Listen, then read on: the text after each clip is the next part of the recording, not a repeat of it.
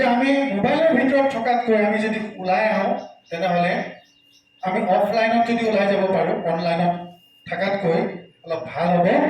সেই আলোচনাৰ মাধ্যমেৰে আমি এখন কনফাৰেন্স যোগে এখন কমিটি গঠন কৰিছিলোঁ আৰু সেই কমিটিখনৰ প্ৰথম সভাপতি আছিল তিনিচুকীয়া জিলাৰ ঢলা শদিয়াৰ হেম গগৈ ছাৰ।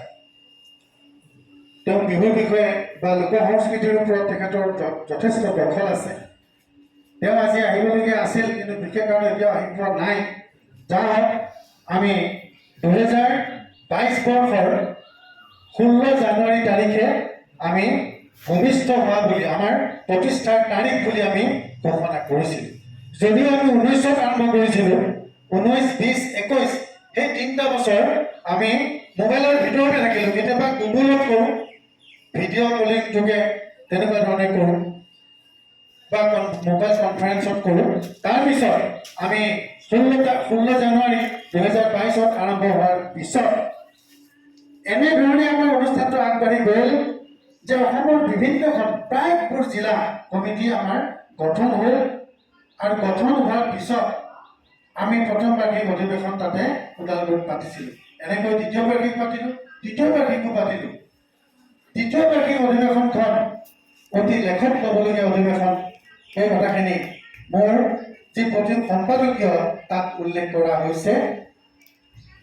যোৱা বছৰ শোণিতপুৰ জিলা সমিতিৰ উদ্যোগত যিখন আমাৰ অধিৱেশন দুদিনীয়া কাৰ্যসূচীৰে হৈছিল, তাত আচলতে ভৰি দিবলৈ জেগা নোহোৱা এটা পৰিৱেশৰ সৃষ্টি হৈছিল।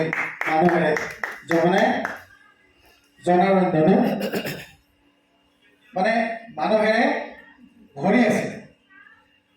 তাত ৰাতিৰ যি অনুষ্ঠান, সেই অনুষ্ঠানত গীত গাবলৈ মানুহ ৰখি আছিলে।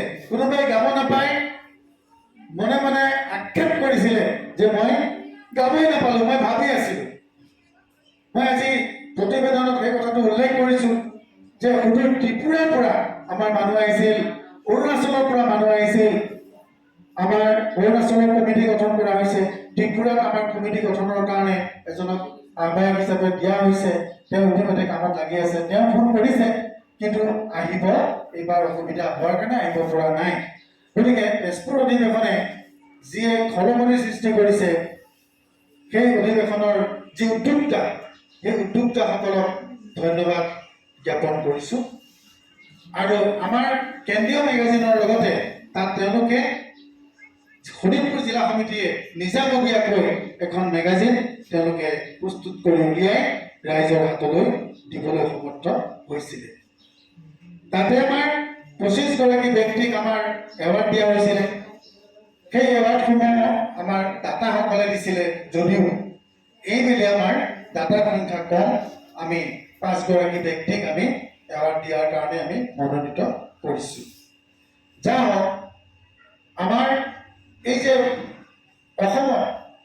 অসমৰ বিভিন্ন প্ৰান্তৰ আমি ব্যক্তিসকলক আমি কিছু নিৰ্বাচন কৰোঁ, অৰ্থাৎ মনোনীত কৰোঁ।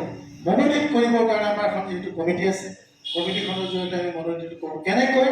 তেওঁ সাহিত্যৰ দিশত, তেওঁ সামাজিক দিশত, সাংস্কৃতিক দিশত, প্ৰায়বিলাক দিশবিলাক আমি অলপ চাওঁ।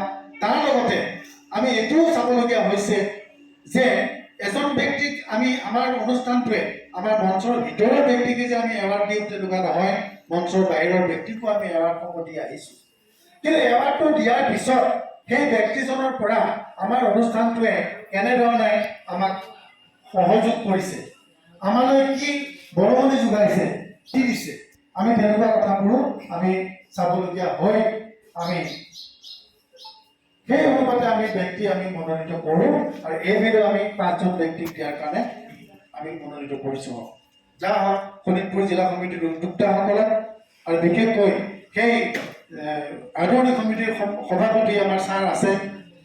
আমাৰ আদৰণি সমিতিৰ দায়িত্বত নাথাকিলেও আমাৰ কাৰ্যকৰী সভাপতি হেমন্ত কিশোৰ পাঠক ছাৰৰ কথা মানে মই যদি ব্যাখ্যা কৰোঁ মানে শেষ নহ'ব। তেওঁ কাৰ্যকৰী সমিতিৰ আমাৰ কেন্দ্ৰীয় সমিতিৰ কাৰ্যকৰী সভাপতি, কিন্তু আদৰণি সমিতিৰ তেওঁ আকৌ সম্পাদক হিচাপে ৰাইজে তেওঁক দায়িত্বভাৰ দিছিলে। আৰু তেওঁৰ লগত আকৌ সম্পূৰ্ণ সহযোগত আছিলে আমাৰ মৃদুল চহৰীয়া, মৃদুল চহৰীয়া, পাঠক ছাৰ আৰু আমাৰ সভাপতি ছাৰ, এই তিনিগৰাকীৰ যৌথ প্ৰচেষ্টা আৰু তেজপুৰবাসী ৰাইজ, এনে ধৰণৰ সুন্দৰ অনুষ্ঠান হ'ল। সেই অনুষ্ঠান যেন চকুৰ আগত ভাহি আছে, ভাল লাগিছে। তাৰ যি সাংস্কৃতিক শোভাযাত্ৰা, সেই শোভাযাত্ৰা হাতী লৈ আগে আগে আৰু গোটেই ৰাইজ কালচাৰ যিমান গ্ৰুপ আছিলে কালচাৰেল বিলাক আমি তাত প্ৰদৰ্শন কৰি গোটেই তেজপুৰ টাউন আমি ভ্ৰমণ কৰিছিলোঁ। সেই ভ্ৰমণৰ সেই দৃশ্যাংশ চকুৰ আগত এতিয়াও স্পষ্টভাৱে জলৱল পথটোতকে জিলিকি আছে, পাহৰি যাব নোৱাৰি। উষানগৰীৰ সেই শোণিতপুৰৰ সেই ঠাইৰ কথা পাহৰিব নোৱাৰো। আৰু সেই ঠাইতে আমি যোৱাবেলি আমি গোলাঘাট জিলা, আমাৰ যোৱা বছৰৰ জিলা সমিতিসমূহে যি ধৰণে কাম কৰিছিলে, প্ৰতিখন জিলাই কাম কৰি অহাৰ যি প্ৰেক্ষাপট, সেই প্ৰেক্ষাপট আমি চাই আমি গোলাঘাট জিলা সমিতি যিখিনি কৰি গৈছিলে, গোলাঘাট জিলা সমিতিৰ উদ্যোগত গোলাঘাট জিলাত যথেষ্ট পৰিমাণে অনুষ্ঠান হৈ গৈছিলে। আমাৰ প্ৰতিদিন টাইমৰ মুখ্য সম্পাদক নিতুমণি শইকীয়াদেৱক আমন্ত্ৰণ জনাই আকৌ আমাৰ জ্ঞানশ্ৰী বৰা